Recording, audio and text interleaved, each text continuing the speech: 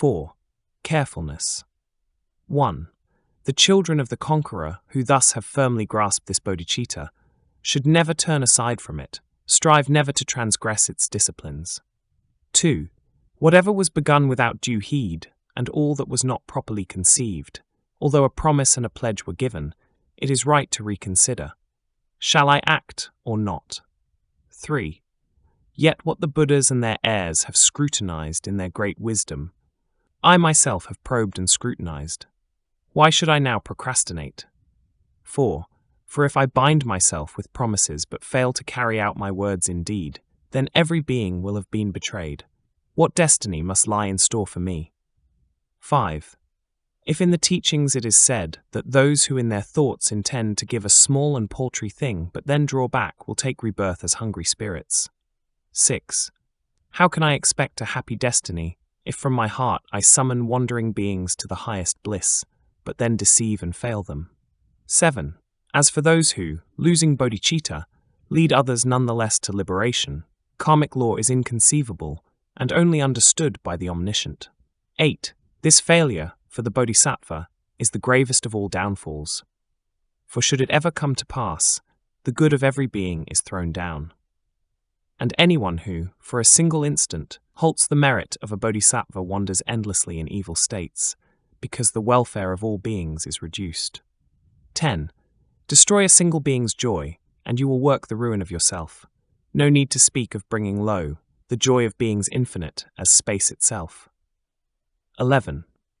And those who circle in samsara, mixing powerful downfalls with the power of bodhicitta back and forth, will long be hindered from the bodhisattva grounds. 12. And so, according to my promise, I will act attentively.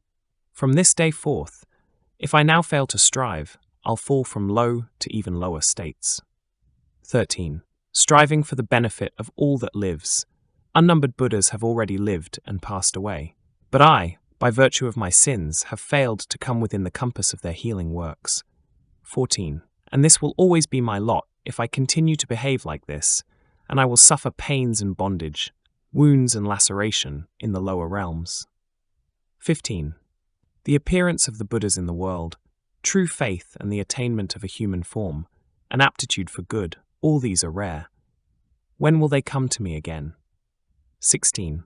Today indeed I'm hale and well, I have enough to eat and I am not in danger. But this life is fleeting, unreliable, my body is like something briefly lent. 17. And yet the way I act is such that I shall not regain a human life. And losing this, my precious human form, my evils will be many, virtues none. Here is now my chance for wholesome deeds. But if I fail to practice virtue, what will be my lot? What shall I do? Bewildered by the sorrows of the lower realms. Never there, performing any virtue, only ever piling up my sins, and for 100 million ages, I'll not even hear of happy destinies. 20. This is why Lord Buddha has declared that like a turtle, that perchance can place its head within a yoke, adrift upon the mighty sea, this human birth is difficult to find.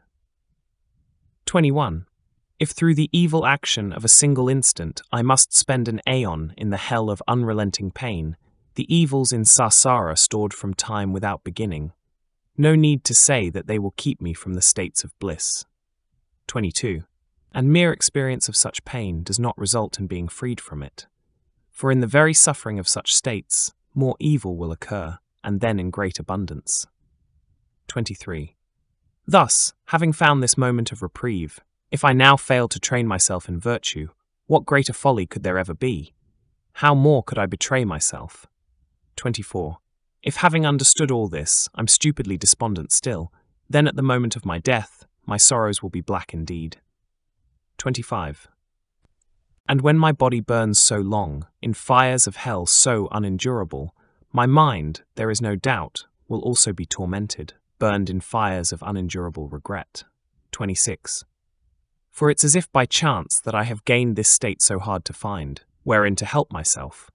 If now, while having such discernment, I am once again consigned to hell, I am as if benumbed by sorcery, as if reduced to total mindlessness.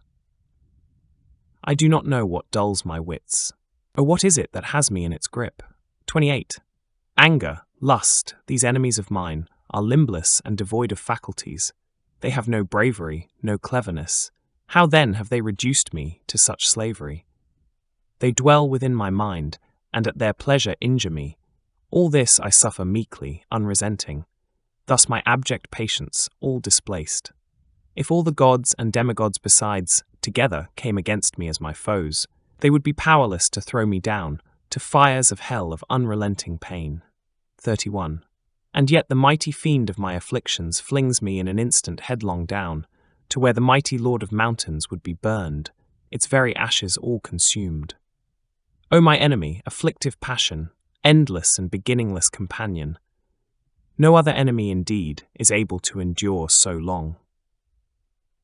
All other foes that I appease and wait upon will show me favours, give me every aid, but should I serve my dark defiled emotions, they will only harm me, draw me down to grief.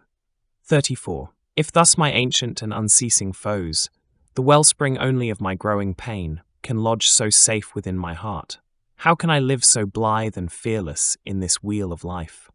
And if the jail guards of the prisons of samsara, the butchers and tormentors of infernal realms, all lurk within me in the web of craving, what joy can ever be my destiny? 36. I will not leave the fight until, before my eyes, these enemies of mine are all destroyed. For if, aroused to fury by the merest slight, incapable of sleep until the scores are settled, 37. Proud but wretched rivals, destined all to suffer when they die, will draw the battle lines and do their best to win, and careless of the pain of cut and thrust, will stand their ground refusing to give way, 38. No need to say that I will not lose heart, regardless of the hardships of the fray. From this day forth, I'll strive to crush these foes whose very nature is to bring me pain. 39. The wounds inflicted by the enemy in futile wars are flaunted by the soldier as a prize. So in the high endeavour for so great a thing, why should I be dismayed by hurt or injury? 40. When fishers, butchers, farmers and the like, intending just to gain their livelihood, will suffer all the miseries of heat and cold, why, for beings, happiness, should those like me not bear the same? 41. When I pledged myself to free from their afflictions, beings who abide in every region, stretching to the limits of the sky, I was myself not free from such defilements. To speak like that, not knowing my capacity, were these not truly but a madman's words? More reason then for never drawing back, abandoning the fight against defiled affliction. This shall be my all-consuming passion. Filled with rancour, I will wage my war. Defilement of this kind will halt defilement, and for this reason it shall not be spurned. 44. Better if I perish in the fire, better that my head be severed from my body, than ever I should serve or reverence my mortal enemies, defiled emotions. 45. Common foes, when driven from the state, retreat and base themselves in other lands, and muster all their strength the better to return. But enemy afflictions are without such stratagems. Miserable defilements, scattered by the eye of wisdom, where will you now run when driven from my mind? Whence would you return to do me harm?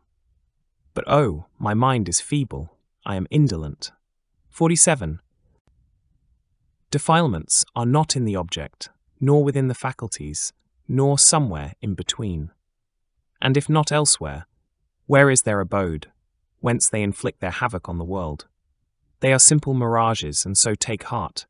Banish all your fear and strive to know their nature. Why suffer needlessly the pains of hell? 48. This is how I should reflect and labour, that I might apply the precepts thus set forth. What invalids in need of medicine ignored their doctor's words and gained their health?